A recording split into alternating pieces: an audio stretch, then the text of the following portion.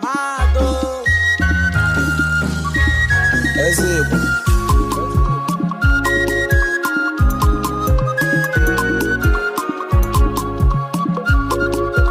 You go. So like this now, let's assume say the way you do like this, now they can't tell you say tomorrow morning now you go become girl for 1 week. What thing you go do? What thing go be your action? As in, what thing you go use your girl to do? That my girl where I won't become for 1 week. So I go use and do 2 things. Okay. Number one be say I go use them advise all the young ladies about the motherhood. Okay. The value of a mother's.